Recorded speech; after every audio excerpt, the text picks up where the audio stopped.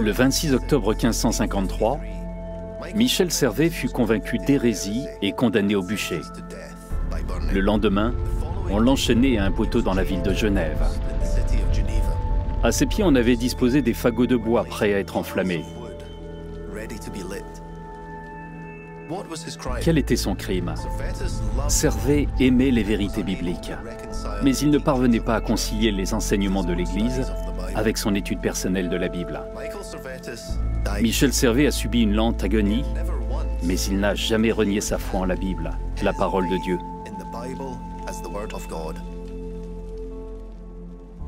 Malheureusement, ce n'était pas la première fois qu'on avait recours au bûcher pour dissuader ou éliminer ceux qui aimaient la Bible et son message. Tout au long de l'histoire, la Bible a fait l'objet d'attaques répétées. Des empires ont essayé de la détruire.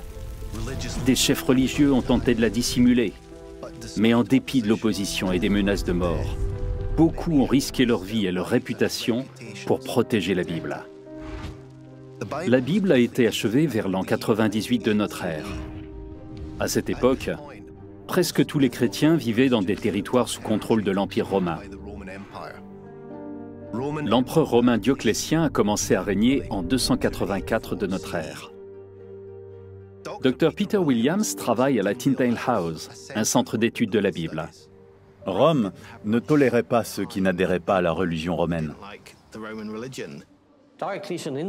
Dioclétien était l'instigateur d'une persécution systématique des chrétiens. Cela a été probablement la plus systématique des persécutions jamais engagées par un empereur romain.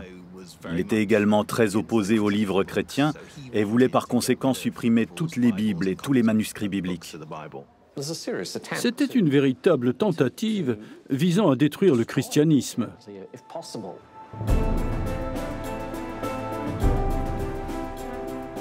Face à cette opposition forcenée, la survie de la Bible et du christianisme semblait impossible.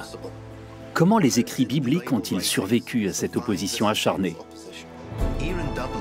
C'est ici, à Dublin, que nous allons trouver un début de réponse. Je vais m'entretenir avec Jessica Baldwin, responsable des collections à la bibliothèque Chester Beatty. Cette bibliothèque abrite 3 papyrus importants, appelés P45, P46 et P47.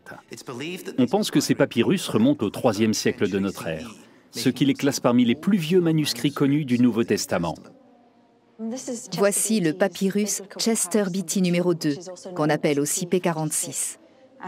Il s'agit de la plus ancienne copie existante des épîtres de Paul.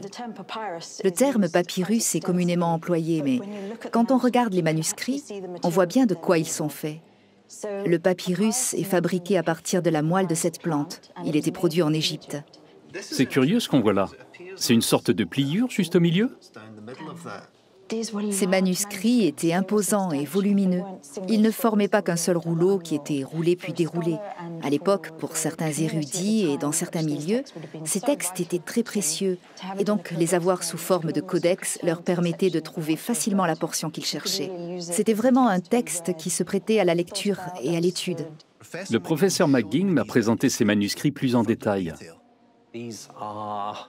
Ce sont vraiment des textes de grande qualité. Il y a là les 4 évangiles et les actes. Les lettres sont toutes magnifiquement formées. Les lignes sont régulières et tracées avec élégance. Je dirais que ce travail est en soi un hommage à la foi de ceux qui l'ont fait. C'était une tâche importante qui méritait d'être accomplie convenablement, avec exactitude et avec le plus grand soin. Ceux-là ont pu être préservés parce qu'ils ont été placés dans un pot en céramique, puis enterrés. De toute évidence, ils ont été manipulés avec grand soin. Sans cela, ils n'auraient jamais pu être préservés dans cet état jusqu'à aujourd'hui. Quels que soient les individus qui ont protégé ces manuscrits, ils ont montré qu'ils aimaient la Bible. Les siècles passant, la Bible a affronté d'autres épreuves.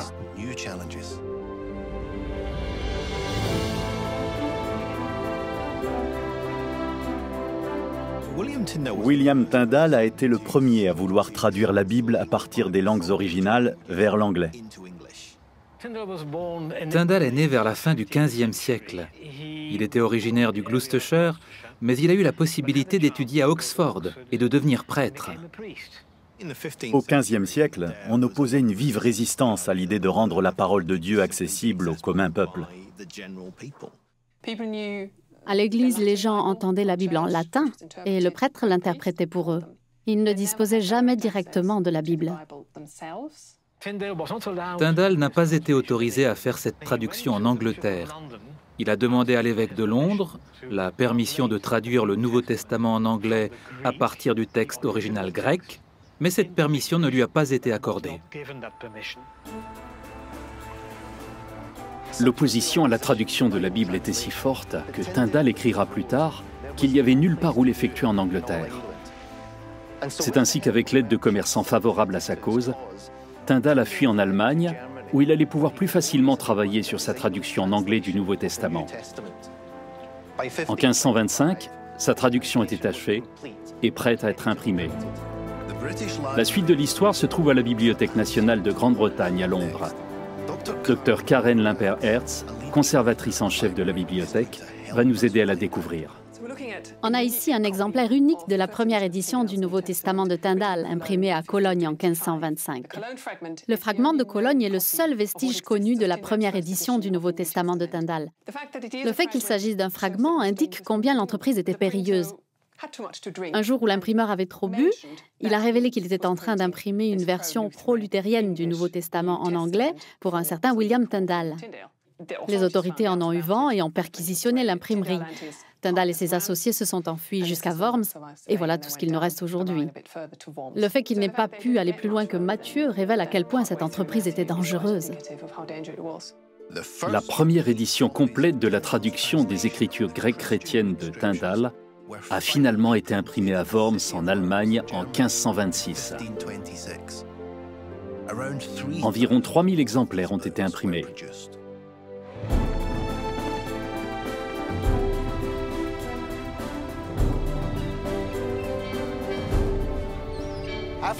Après avoir quitté l'Allemagne, Tyndall s'est installé à Anvers. Cette ville grouillante d'activités était idéale pour Tyndall. L'imprimerie était florissante et son port animé permettait que ses livres atteignent les lecteurs en Angleterre. Professeur Guido Latret m'a gentiment proposé de me faire visiter les rues où Tyndall avait marché quelques 500 ans plus tôt. Il a observé que les gens du commun peuple avaient accès à la Bible en néerlandais. Il voulait qu'il en soit de même en Angleterre. Si l'on voulait introduire discrètement, mais à grande échelle, des Bibles en Angleterre, il fallait les faire partir du plus grand port d'Europe du Nord. Il n'était pas facile de faire passer des Bibles volumineuses et grand format. Alors des feuilles volantes de petite taille étaient amenées dans des endroits comme celui-ci, dans des caves ou des hangars, puis elles étaient glissées entre des pages d'ouvrages autorisés de plus grand format. Les minuscules pages de la traduction de Tyndall étaient ainsi dissimulées. À Londres, quelqu'un devait avoir l'œil. « Ah tiens, ce lot porte une marque. Il faut que je fouille ces livres pour trouver les pages de la Bible de Tyndall. » Il existait près de 30 000 exemplaires de la Bible de Tyndall vers la fin de sa vie. C'était un homme courageux, un grand homme en termes de courage et d'investissement personnel. Et les risques qu'il a pris ne peuvent être sous-estimés. William Tyndall a été emprisonné ici, à Vilvoorde, au nord de Bruxelles. Durant l'année où il languissait en prison, sans doute a-t-il pensé à la mort atroce à laquelle il ne pouvait échapper. Tyndall est souvent reconnu pour son influence sur la langue anglaise. Mais son œuvre dépassait de simples visées linguistiques. Tyndall aimait la Bible. On pourrait peut-être même dire de lui qu'il partageait les sentiments du psalmiste, qui, parlant de la parole de Dieu, a dit « Combien j'aime ta loi !»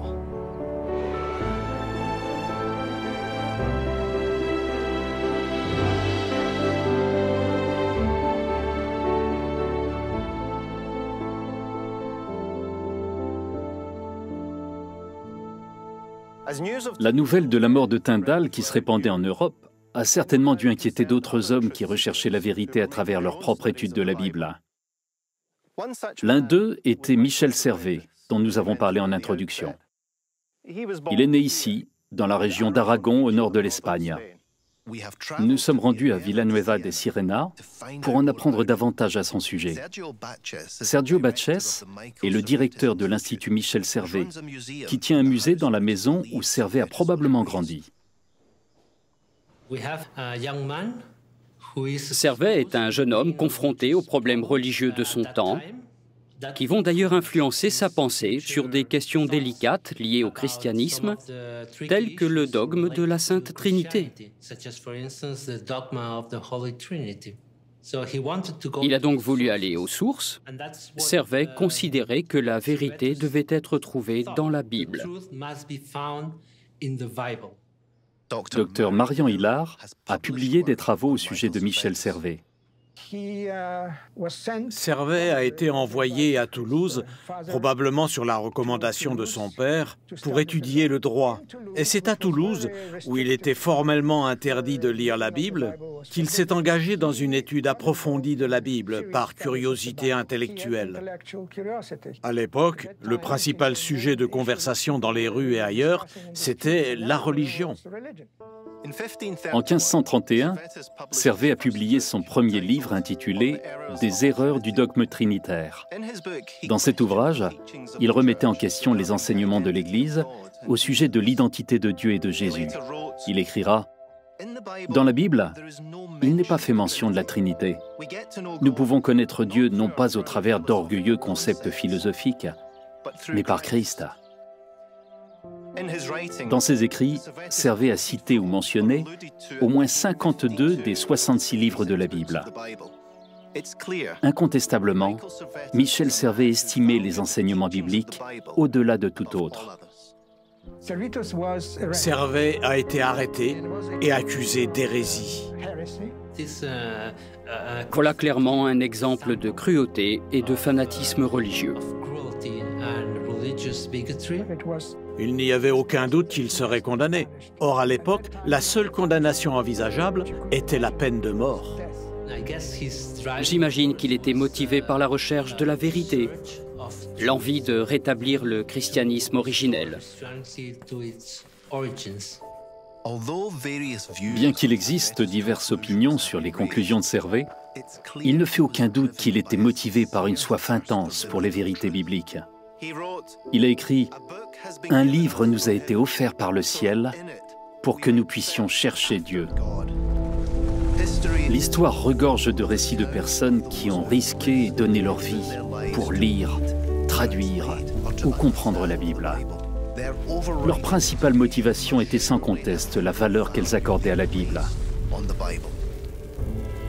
La Bible nous est parvenue malgré une forte opposition. Elle a survécu à une destruction physique. Le simple fait de la traduire était un délit. Et ceux qui se sont risqués à la lire et à la comprendre ont souvent été condamnés à mort.